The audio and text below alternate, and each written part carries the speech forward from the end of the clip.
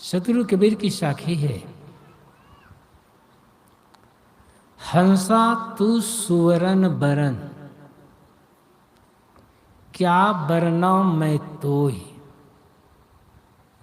तरिवर पाय पहेली हो, तबे सराहो तोय।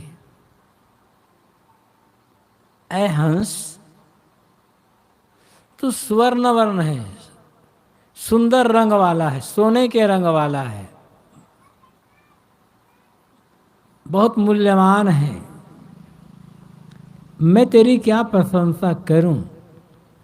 हाँ, लेकिन ये जो मानव शरीर रूपी सरोवर पाए हो,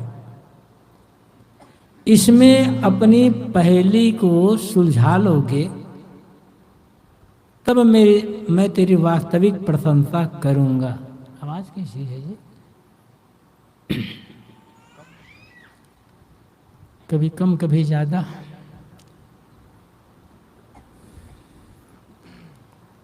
हंसा तू सुवरन बरन।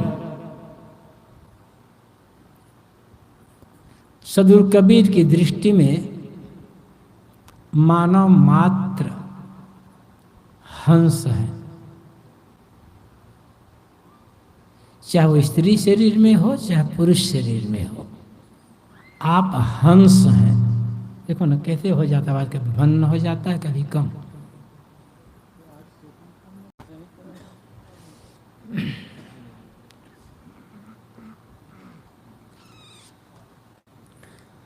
आप अपने को हंस समझिए। हंस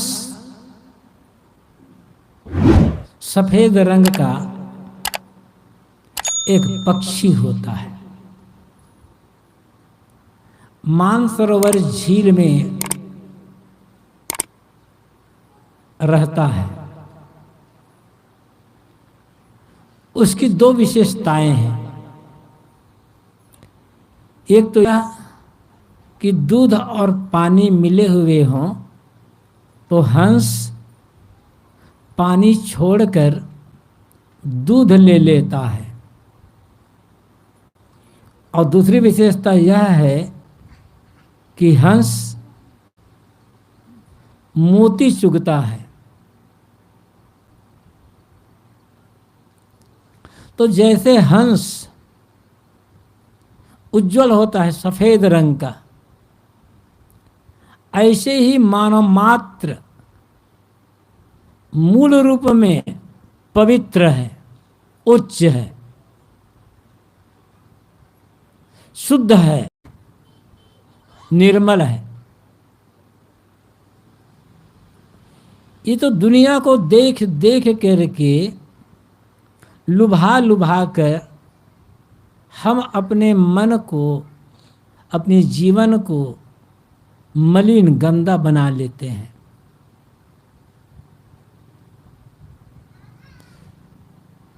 दुनिया का काम करना है, दुनिया की सेवा करना है, चीज़ों का उपयोग करना है, लेकिन ये लुभाने की जो आदत है, मोहित होने की जो आदत है, यही आदत आदमी को मलिन बनाती है, अशुद्ध बनाती है। और इसी आदत के कारण आदमी दुखी बना रहता है। अपनी शुद्धता को समझिए, अपनी पवित्रता को समझिए। आप उज्जवल हैं, इसका मतलब साहब क्या कह रहे हैं? इसका मतलब है कि आपको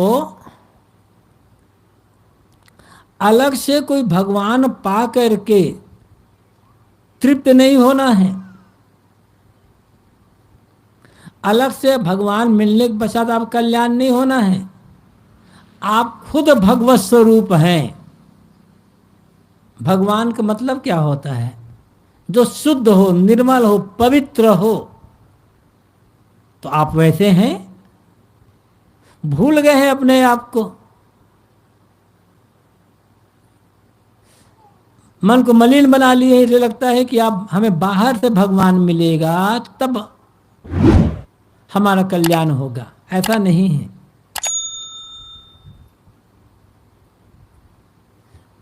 भगवान आप स्वयं हैं,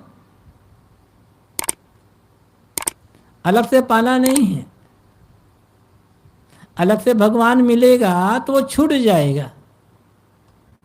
नियम है दुनिया का कि मिली हुई चीज छूटती है, और आप हैं तो छूटने की बातें नहीं है। हर आदमी के भीतर भगवान बैठा, भीतर बैठा क्या, हर आदमी भगवत स्वरूप है। एक उदाहरण से समझ लें कि हमारे भीतर का भगवान कैसे प्रकट होगा। जैसे एक अनगढ़ पत्थर होता है, बेडौल अनगढ़ पत्थर कहीं पड़ा है, हमारे देखने में उस पत्थर की कोई खास कीमत नहीं है। सोचते हैं पत्थर है, टूटे फूटेगा तो दीवार में लगा देंगे, सीढ़ी में लगा देंगे, कुछ ऐसे बना लेंगे, हम ये सोचते हैं। लेकिन एक मूर्ति बनाने वाला जो मूर्तिकार है, उसी अनगढ़ पत्थर को लेता है और छेनी हथौड़ी के माध्यम से धीरे धीरे धीरे धीरे करते करते उसे रोज गढ़ता, छिलता, संवारता जाता है। एक दिन में नहीं होता, रोज थोड़ी थोड़ी ठोकर मारता है, रोज। विश्वास भी नहीं होता है कि सुंदर एक जो पत्थर है कभी सुंदर बन जाएगा। लेकिन मूर्ति बनाने वाला मूर्तिकार धैर्यपूर्वक बराबर पत्थर को गढ़ता, छिलता, संवारता जाता है। और फिर एक दिन ऐसा आता है कि उसी पत्थर में से एक सुंदर मूर्ति प्रकट हो जाती है। वो मूर्ति को मूर्तिकार ने बाहर लाकर फिट नहीं किया है पत्थर में, वो मूर्ति उसी पत्थर में छिपी हुई थी। कलाकार ने उसको संवारने का काम किया, गढ़ने छिलने का काम किया, और फिर पत्थर नहीं रहा, मूर्ति बन गया।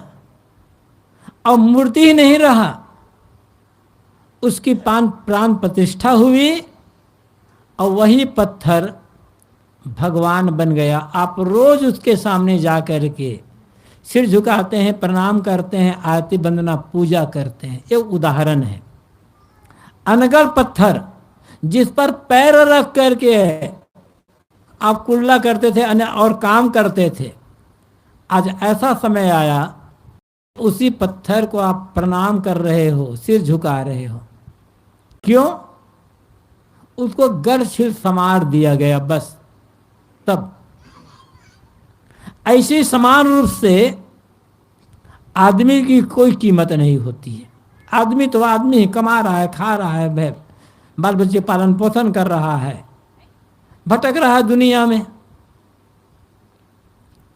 लेकिन उन्हीं आदमियों के बीच से कोई एक आदमी ऐसा होता है जो सेवा द्वारा, भक्ति द्वारा, ज्ञान द्वारा, विवेक द्वारा, सुंदर कर्मों के द्वारा, सुंदर आचरण, सुंदर स्वभाव के द्वारा अपने आप को रोज गढ़ता जाता है, गढ़ता जाता है, गढ़ता, छिलता, संवारता चला जाता है। और अपने दोष, दुर्गुण, दुराचार, गलत कर्म, गलत स्वभाव, गलत आचरण को छोड़ता गया। बस भीतर भगवान प्रकट हो गया। हर आदमी के भीतर है, इस साधु के भीतर, गृह के भीतर, पुरुष के भीतर, स्त्री के भीतर। क्योंकि स्त्री पुरुष जो भी हो, शरीर में थोड़ा अंतर है बस, कुछ अंगों में। स्त्री और पुरुष दोनों मूल रूप में एक समान है, एक ही हैं। चाहे स्त्री हो चाहे पुरुष हो, सबका शरीर मिट्टी, पानी, आग, हवा से बना है। और कम ज्यादा मात्रा में नहीं है, बराबर मात्रा में है मिट्टी, पानी, आग, हवा। इन्हीं से बना है। और सबके भीतर शुद्ध आत्म तत्व, चेतन तत्व का निवास हो रहा है। शरीर की दृष्टि से भी स्त्री पुरुष दोनों बराबर हैं, और चेतन आत्मा की दृष्टि से भी स्त्री पुरुष दोनों बराबर हैं। इतना ही नहीं, आदमी का शरीर जिन मिट्टी पानी आग हवा से बना है, एक छोटे से कीड़े का शरीर भी उन्हीं मिट्टी पानी हवा से बना है। आदमी के शरीर में जो चेतन आत्मा है, कीड़े के शरीर में भी वही चेतन आत्मा। कीड़े और आदमी में कोई खास अंतर नहीं है, अंतर शरीर के लिए है बस।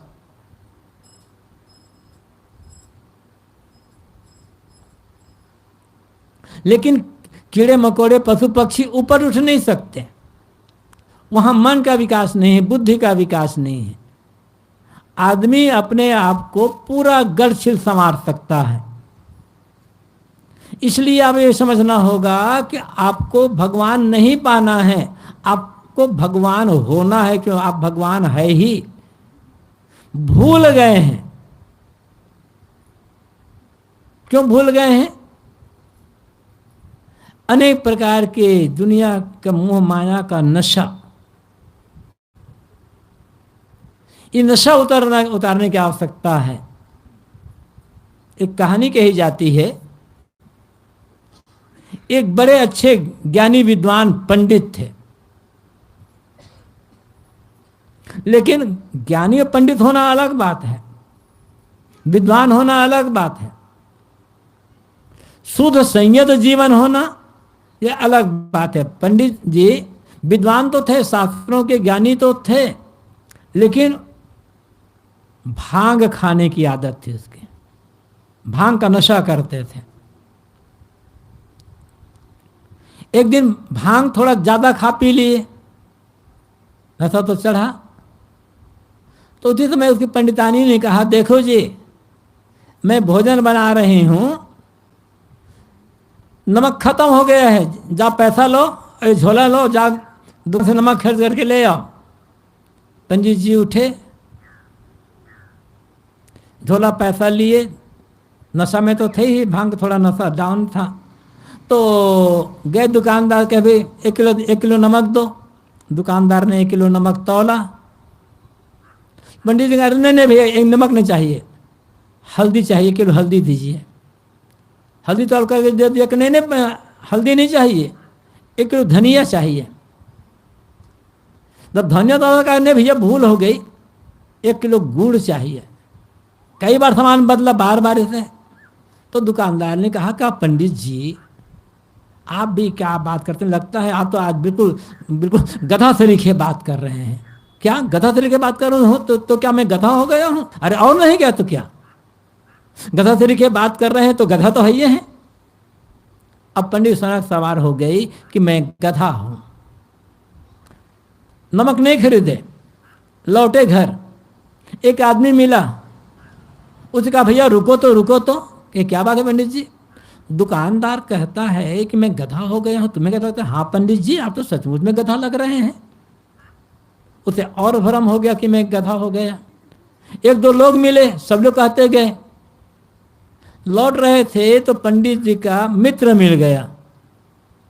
तो पंडित ने सोचा, सब झूठ बोलेंगे तो बोलेंगे, मित्र झूठ नहीं बोलेगा। मित्र को रोका, कहा, मित्र जी रुकिए तो। दुकानदार कहता है, अन्य लोग कहते हैं कि मैं गधा हो गया। तुम्हें क्या लगता है? मित्र ने कहा, अरे मैं पहले पूछने वाला था, तुम कैसे गधा हो गए हो? तो अब तो और सारा सवार हो गई। घर लौटे कि पंडितानी कि क्या हो गया? तेरे कर्म फूट गए, क्या हुआ? क्या मैं गधा हो गया हूं? पंडितानी समझ गई कि भांग का नशा ज्यादा है। नशा उतारने की दवाई दी, नशा उतरा। कहा, अरे मैं तो गधा नहीं, मनुष्य हूं, मनुष्यों में ज्ञानी विद्वान पंडित हूं। तो पंडित का मनुष्यत्व, पंडित का पांडित, उनकी विद्वता कहीं गई नहीं थी, नशा में सब दब गए थे। ऐसे ही हमारा परमात्मा कहीं गया नहीं है, नशा में दबा हुआ है। जवानी का नशा, सुंदर चेहरे का, रूप सौंदर्य का नशा, बल का नशा, बड़ी जाति का होने का नशा, धनवान होने का नशा, बड़े विद्वान होने का नशा, सरपंच होने का नशा, एमएलए एमपी मंत्री होने का नशा, त्यागी बैरागी होने का नशा, पता नहीं क्या क्या नशा है आदमी के ऊपर। और उस नशा के कारण आदमी भटक रहा है। जितना इस नशा के कारण से आदमी समझता है कि मैं गधा हूं, मैं कहां शुद्ध हो सकता हूं। आप गधा नहीं हैं, आप लाचार नहीं हैं, आप दुखी नहीं हैं, आप स्वभाव से मलिन नहीं हैं, आप परमात्मा रूप है। मतलब क्या, परमात्मा ही है। आपको भगवान रूप नहीं, आप स्वयं भगवत रूप, भगवान हैं, स्वयं भगवान है। आप भूल गए हैं, बस